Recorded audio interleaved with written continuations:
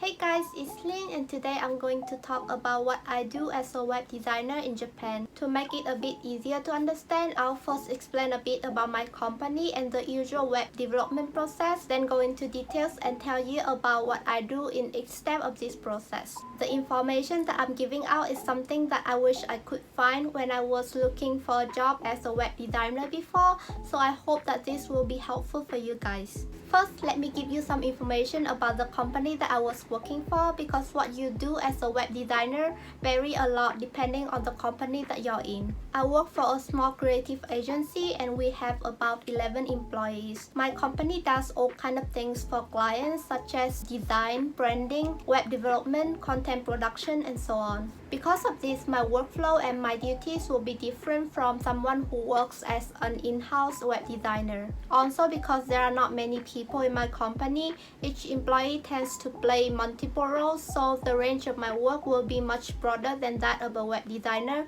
who works for a company that has more specialized team.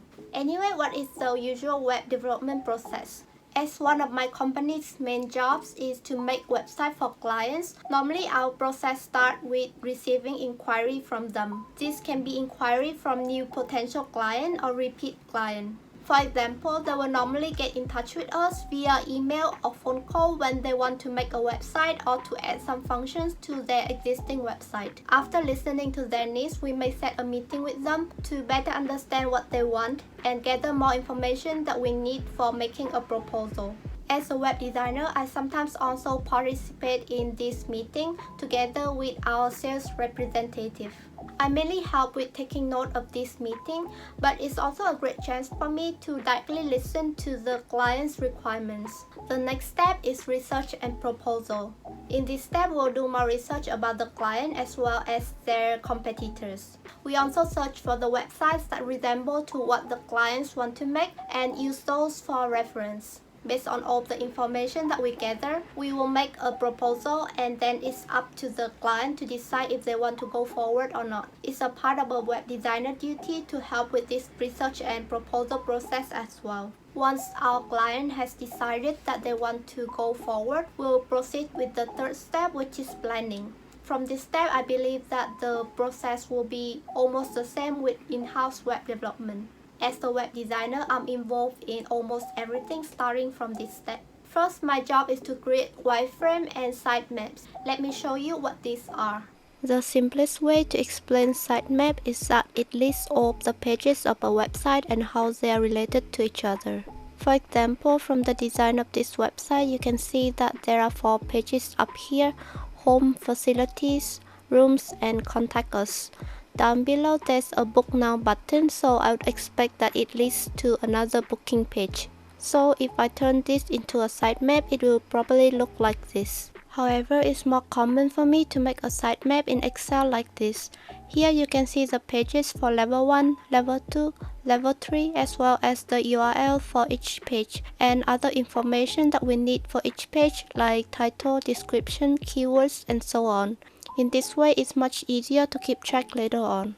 A wireframe is a blueprint that shows the skeleton of a website, so you know how the information will be arranged and displayed on the website.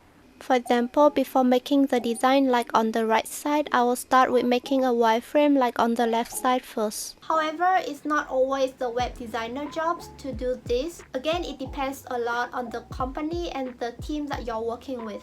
I also have to cooperate with the back-end engineer to decide what kind of function we'll include in the website, as well as decide the tech stack, as in what kind of technology that we'll use for this project. For example, if the clients want to make a website that they can use for posting articles and update that regularly, then we'll make a website on WordPress and customize the theme for them. Also, sometimes there's no director for the project, then I'll have to decide the implementation schedule and distribute tasks among team members. After planning, we'll proceed with the design process. There's a graphic designer in my company who's in charge of almost all of the design tasks. However, when she's too occupied, I will help out with the design as well. For example, sometimes the designer will make the design only for the top page and then I'll make the design for other pages based on that. After that, the designer will check and make adjustments if necessary. For example, if I receive the design for the homepage, the detail like the tone of the website,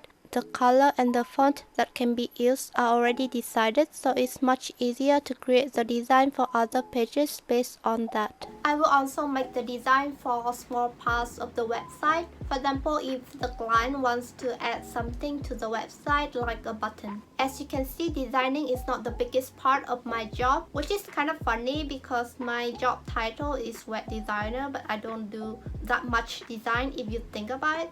But again, it depends a lot on the company and the team you're working with. After submitting the design to our clients, we will edit the design based on their feedback. And this process can be quite tough as the clients are normally not easy to satisfy.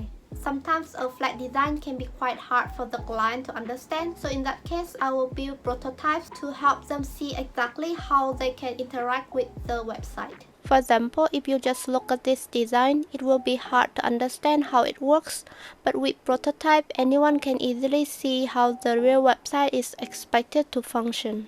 I also have to create some visual contents for the website, like icons, images, and videos. Along this process, we'll have meetings with the clients to hear their opinion directly, and for some projects, I have to deal with the client directly, and it can be quite hard for me. Once the design is ready, we'll turn them into real interactive websites by coding. This is also my main task and what I spend most of my time on. I will build actual websites using HTML, CSS, JavaScript, and sometimes PHP as well. I think the main difference between a web designer and a coder is that what I do is not only just coding. I normally receive the design in Photoshop, Adobe XD, or Figma. Then I have to export and adjust the image that I need to use for the website by myself. Also, I normally only receive the design for PC and smartphone, but I still have to make the website responsive and look good on all devices. In that case, I have to think of how to adjust the layout for tablets and other screen sizes as well. Another thing that I have to do is to create animation for the website. Together with the design, the designer will send over some websites or some specific animation effect that they want to add to the website, and I'll have to figure out how to make something similar to that.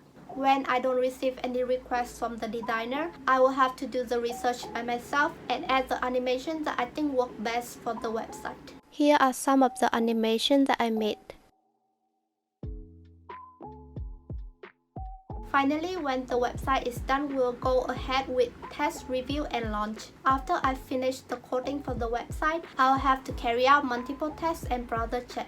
First, I have to check if the website is exactly what the designer expected. One way to do this is to use a Chrome extension called Perfect Pixel. For example, after opening my website, I will go ahead and drop a photo of the design in here, and this extension will put the design on top of the real website. Then I can see if everything matches the design or not and make adjustments based on that. The designer will also look at the website and give some feedback if there's anything that needs more adjustment. Next, I have to check if the website looks good on all browsers and devices that we support. That means I have to check the website on Chrome, Firefox, Safari, Edge, IE, on Mac and Windows PC, as well as iPad, iPhone, and Android. This is a lot of work, so I normally divide the tasks with other members. If we find any problem or bugs, we'll list them down and then we'll decide the level of priority of each issue. After that, I'll resolve and fix the issue starting from the highest level. Once the website is presentable, we will show the website to the client and get feedback from them. I will continue to fix the website based on the client's feedback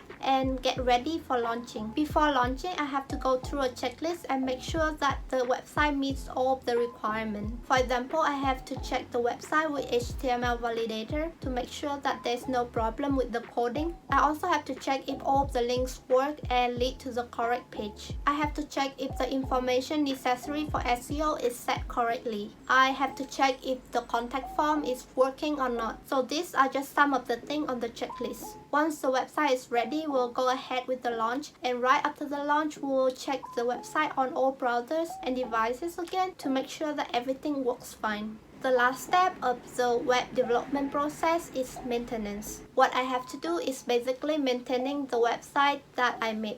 In my company, when we make a new website, we have two kinds of contracts. The first one is without maintenance and the second one is with maintenance. So what we do with the contract with maintenance is that we update and maintain the website every month. For example, if there's update for WordPress or any kind of plugins that we are using, we'll do that for them and check if everything works fine after that. Also, if the clients want to add some kind of content in the website, if the content that they want to add is decided in the contract, we'll add that for free. But if it's something that is out of the scope, we'll discuss it with them and tell them how much they have to pay in extra. Those are just some of the things that we do for maintenance, and what we have to do depends a lot on the contract between the company and the client. Anyway, that's all I do as a web designer in Japan. A lot of people message me and ask questions about my job, and some of them are trying to get into web development as well. So I hope that this video was useful for you guys. If you have any questions, feel free to leave them in the comment box down below and I will answer them as soon as possible. By the way, from now on, I will accept video requests again. So if there's anything that you want me to make a video about, go ahead to the description box below and find the form, send your request there. If the idea is doable, I will make sure to consider that. Okay, that's all for today. If you think the video was helpful, leave a thumbs up and help me share it with your friends, family, and on your social media. Subscribe and turn on the bell button for more videos about life and travel in Japan. Have a great weekend. I'll see you again soon. Bye!